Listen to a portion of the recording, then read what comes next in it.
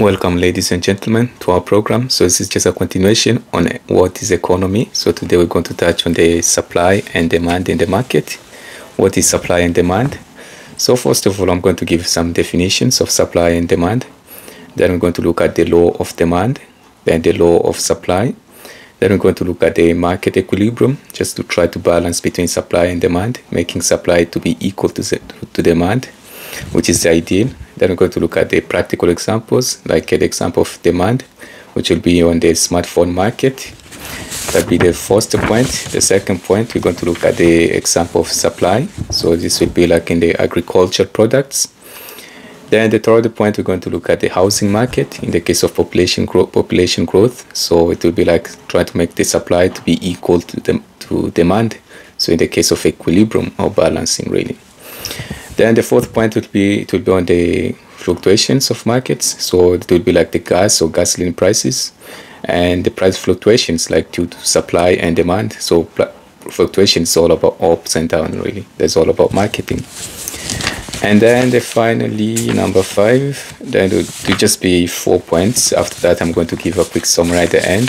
This is usually doing all the videos just to sum up really what we learn in each episode. So are you ready, ladies and gentlemen? Tighten your belt and let's begin. So we're talking about supply and demand, but beware, I'm going to get political in this episode. So if you don't like politics, but we said in the first episode and on what is economy, politics is simply the interaction between two or more people. So if you interact with someone, you're already engaging in politics. So in this case, I'm going to touch on politics. Really, it will be based, the theme will be based on the surplus, because we're talking about the supply and demand in the market. So first of all, before we dwell deep into the subject, so supply and demand are like the two things which affect the prices in the market. Like market equilibrium helps balance these two forces between supply and demand. So equilibrium, it's all about trying to balance them to keep them standard. And we're going to look at the market prices are also determined because of supply and demand. So the first thing, like in the first episode on what is economy, we touch on the stagnation. So in the first thing, when it comes to prices or try to get rid of inflation, the only cure is to avoid the stagnation of money at any cost. So if you want to cure inflation or market crisis, you have to avoid stagnation of the money blockages. So you have to keep the money moving from hand to hand, from pocket to pocket. So this is why the benefit of Bitcoin really, or cryptocurrencies, this is why Bitcoin is getting more popularity. And this is what the BRICS is stand for, like we have Brazil, Russia, I is for India, C is for China, and S for South Africa. So they're trying to use the cryptocurrency like the Bitcoin to try to get rid of inflation or market crash as well. So in the case of a Bitcoin, they are more encrypted, more security as well, and no one controls the Bitcoin. So it is really there just online. So let's get to our subject, supply and demand. This is a subject which get Karl Marx popular. This is why he gained his popularity. So supply and demand is one of the most fundamental concepts in the economics, because this subject is actually based or tailored just for economics. So it refers like the relationship between how much of a product or service is available, which is a supply, how much is product or service is available, that's the supply side, and how much of it people want. So the want of people, the need of people, that's like the demand of people, the customers. So this relationship determines the price of goods and services in a market economy. So definition of supply. So in the case of supply and demand, so we're going to begin on the supply, the first point. So supply is just the amount of a product or service that producers are willing and able to sell at different prices. So whatever the producers are willing to sell or able to sell at different prices, that's what the supply is all about, the sellers or producers. Then the demand is about customers or consumers. So it is the amount of a product or service that consumers are willing and able to buy at the different prices. So in the case of a product, we're talking about tangible things, which you can see, physical things which you can touch. In the case of service, it is intangible things which are invisible, cannot touch, online. So there's the difference between goods and services. So law of demand. So in this case, I'm going to get political here about Karl Marx and Friedrich Engels, how they started about the socialism movement. So imagine, like in the case of surplus really is like overdoing, really producing more than what people demand or the consumer needs. So in this case, let's imagine you work from like, let's say 5 to 9. So it is 9 a.m. to 5 p.m. That's like the standard. But most people usually go beyond 5 p.m., like 6 to 7. It depends if you sell a team or IT team. So in this case, in the case of Karl Marx and Friedrich Engels, they wanted to have a more really give more power to the proletarian. So we have like the bourgeoisie and the proletarian. You have like employee and employers. There's like the relationship. In the case of feudalism, you had like the lord and the serfs. So in today our world, we talk about employer and employees. So it's like the boss and the slave and masters, thing like that. Then after that, we have like the surplex. After that, we got the trade unions, the birth of trade unions. So in this case, it's all about like socialism versus capitalism. So the people usually hate Karl Marx or hate socialism. They're the ones who are more ignorant really about the political world. Because without Karl Marx, there will not be trade unions today. So imagine like back in his time, because he was born in 1881. So in the 18, people actually working like in factories, women, including children, overworking. So in the case of the boss, the employees, they just wanted more production of goods, despite there being a surplus, producing more than the people need or the people demand, the consumers demands. And the payment was just still there, the salary did not go up. So in the case of Karl Marx or socialism, they usually ask for better health condition and working conditions in the factory or in any working places. So if you're asking for salary to go up or wages to go up, you're actually going into socialism instead of thinking that you're a capitalist. So in the case of Karl Marx, like in our today world, now we can say instead of talking about factory, we can talk about like new technologies like computers. In the case of computers, as an author, let's say I just wrote one book. So in that one book, I can print 1,000 more copies of those books, which is a good investment. So instead of earning or selling just one copy of book, I print 1,000 books, so I can sell all of those 1,000 books and still get continuous income, which is a good investment for authors or writers. So in the case of working, like if you work in any company or any working place, imagine you just wrote one page. So it is more, it can be reused, it's more robust as well, and much easy to spread. Like if you print, let's say 50, if you have like 50 employees, you can give one copy to the CEO, the manager, and print just one copy. You can reuse it later as well. You give 50 copies to all the employees in the working place or wherever you work in your company or enterprise, and you can reuse it later on, but you'll only pay for that one copy which you wrote. You'll not be paid whenever the copy is being reused again. So in the case of an author, it is advantage whenever you sell your copy, the book paperback, or if it is the ebook or the hard copy, you still get the income, continuous income. But in the case of technology, despite automation or technology being evolved, the salary is still there, the wages, despite people producing more and more surplus, the people still get the same wages. So let's say, for example, you get like a 10 euro or 10 pound an hour. So that would be like, let's say from 5 to 9, or you work 9 hours a day, that would be like 90 euros. So 9 by 10, you get 90 euros a day.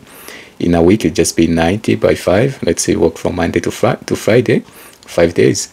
So 9 by 5, you get like 450 euros a week.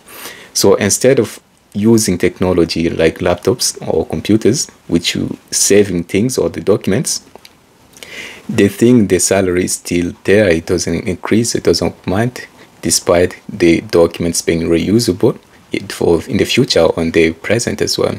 So in this case, that is what Karl Marx in his time, he said, no, you need good pay, good salary, good wages for workers, for employees or slaves, and we have to improve the working places as well. So anyone who is actually imposing Karl Marx is just ignorant, and they're the ones who are actually supporting capitalism instead of socialism. So in the case of socialism, it is people before money. In the case of capitalism, it's all about profit and exploitation. So it's all about putting money before people, putting wealth before health. Socialism put good health before wealth.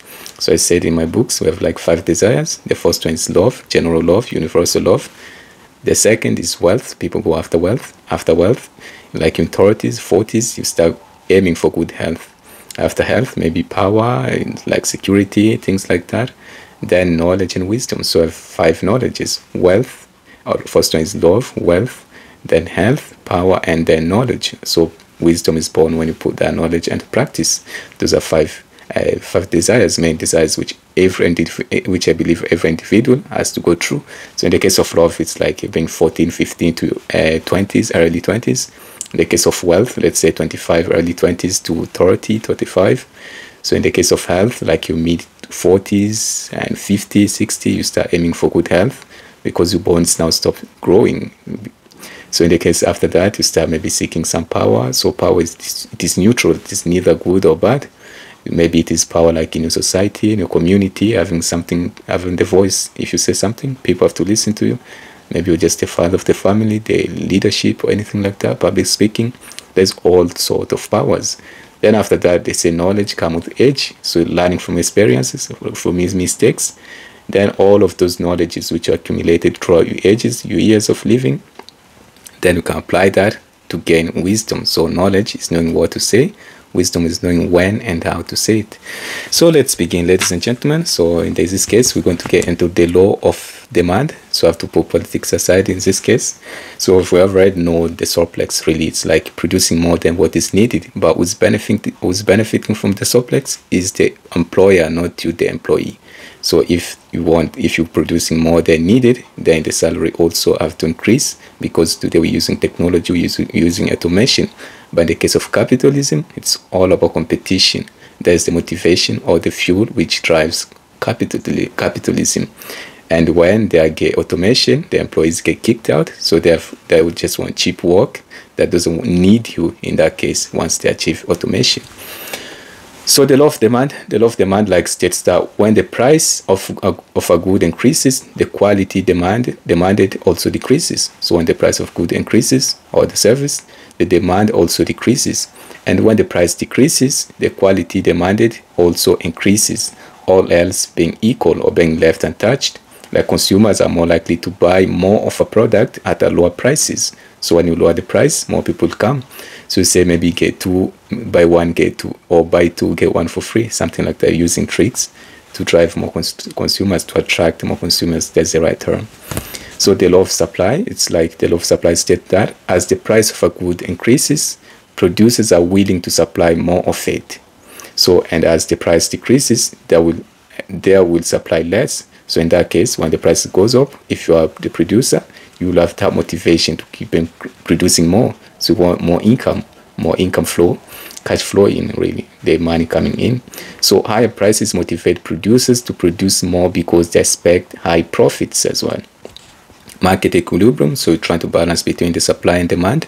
You don't want to supply more than what the consumers are actually seeking for or demanding. So you're trying to reach equilibrium or balance.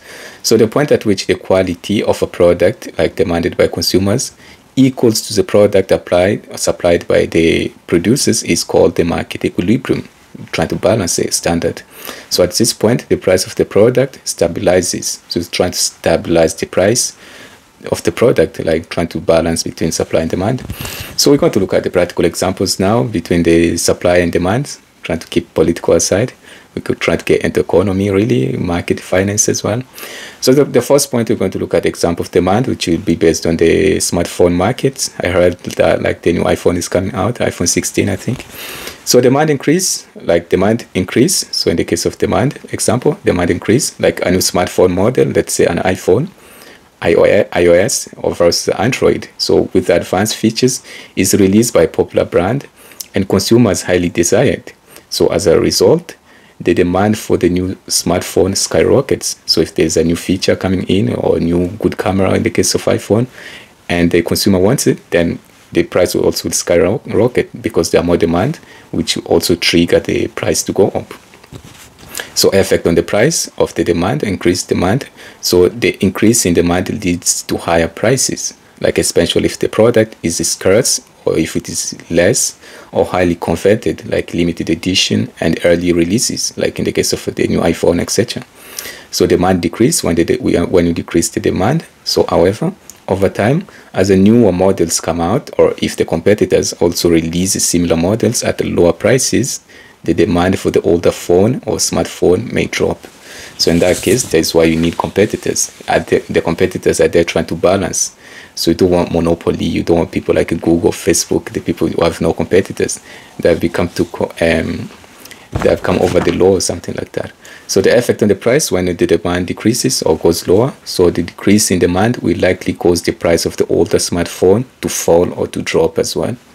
Number two, we're going to look at the agricultural products. In this case, it will be the example of supply. So when you increase the supply, so let's say after a favorable growing season, like farmers produce a larger than expected harvest of corn or maize. So the increased supply of corn pushes the market price down, as there is more corn available in the market needs. So when you produce more than needed, the price also will drop. So the effect on the price is like the oversupply, which is a surplus. Oversupply leads to lower corn prices, like benefiting consumers but reducing profits for farmers. So in this case, consumers are happy, but the farmers are stressed out. They are not happy because there's too much competition.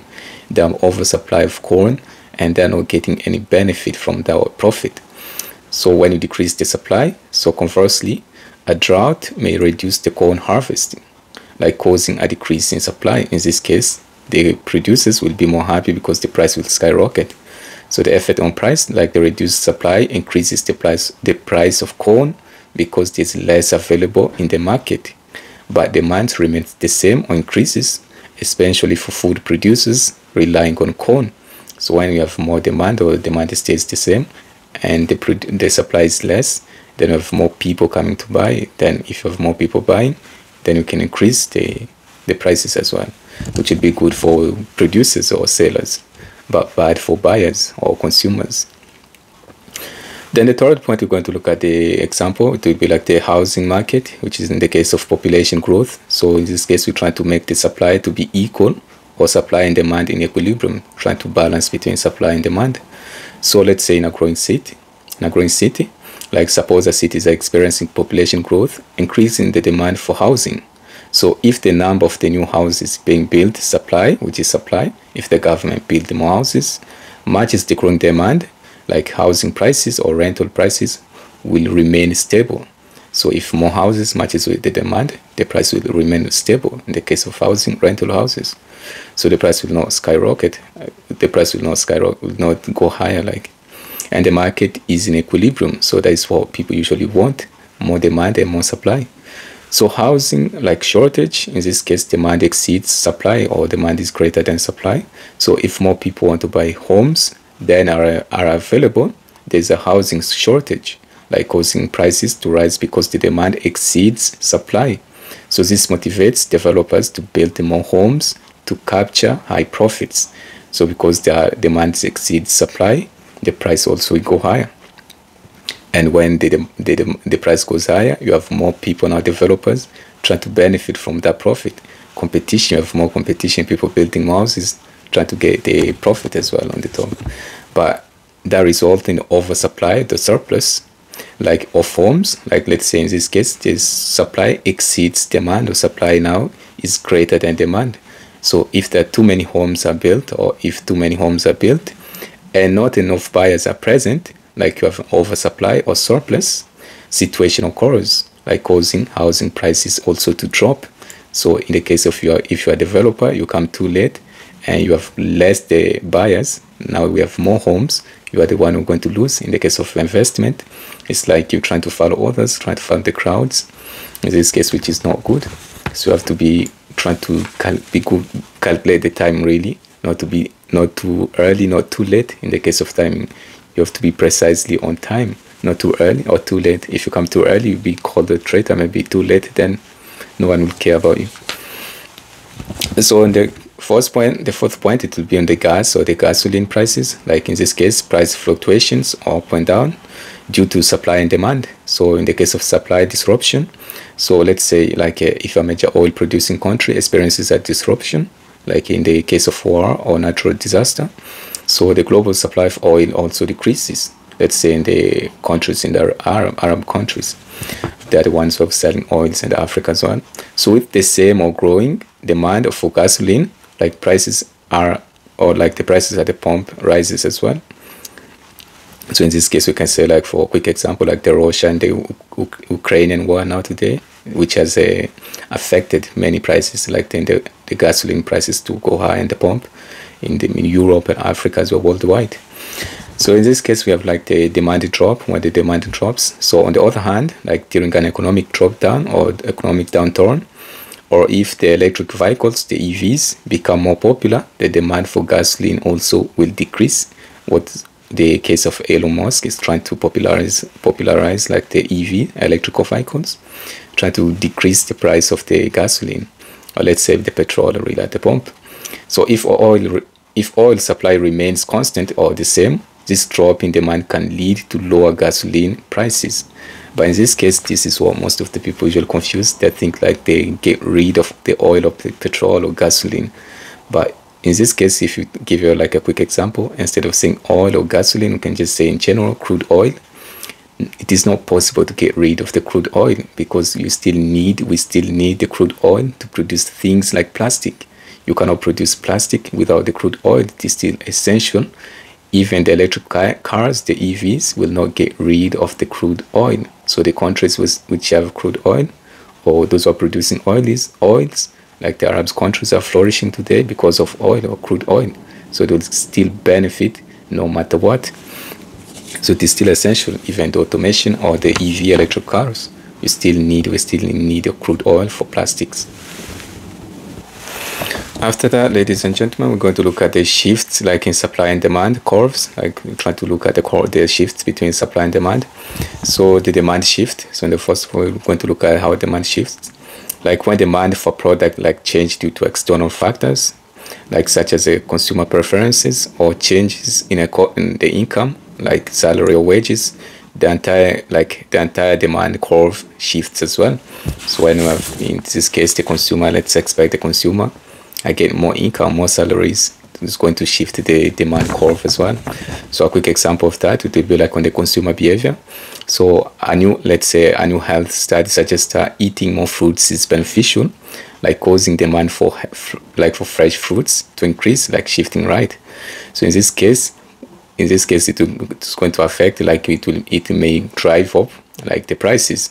So this is what they usually do, like propagandas. If they want to sell something, they'll actually drop a new study saying like eating more fresh fruit or fruit is beneficial for your health and things like that. In that case, you have more people now running to buy more fresh fruits. In this case, it's going to affect the shift in the case of demand, which may drive up the prices in that case, because there are more demand for fruits.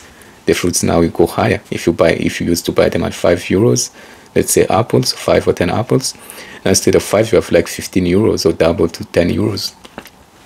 Let's look at the shift in the supply shift. So when the production costs or other supply related factors change, like the supply curve also shifts. Like when the production cost or other, if there's any factor which might changes really, the supply also is going to be shift. The curve is going to be shift. Like for example, if a new technology reduces production costs, let's say for solar panels, the supply of solar panels also is going to increase, like shift right. So potentially lowering prices for consumers. So if you have more competition, more supply, then the price also is going to lower. So what can you say, ladies and gentlemen, in summary or conclusion about all the laws of supply and demand, the market of equilibrium, and the housing marketing? In the case of housing market, we try to bring the equilibrium to make the supply to be equal to the demand. So in that case, really, ladies and gentlemen, in summary, what can we say? So in summary, we can say like supply and demand are constantly interacting or correlating in markets. They're always like supply and demand, they have to follow each other behind. So changes in either supply or demand can affect prices. When the supply goes up, you have the demand going down. When the demand goes up, you have the supply, or when there's more demand than supply, you have then the price will also is going to be affected. So in the case of supply and demand, they're inversely proportional to the price. So and the market equilibriums will help balance the two forces. So in the case of equilibrium, it's all about balancing them between supply and demand. So understanding this relationship or the correlation is a key to grasping how prices are determined in a market economy. So ladies and gentlemen, that's all about supply and demand in the market. and how Karl Marx or anyone socialism became popular. So it's not a lightweight subject. It's something really which you have to understand in order to understand how the marketing world works or how economics works in general. So ladies and gentlemen, just as we began, thank you for watching. Don't forget to like, comment, subscribe, and keep sharing the videos to more people so they will also learn. Just as you learn, maybe you learn something new or just refresh your memory. Ciao. Thank you so much.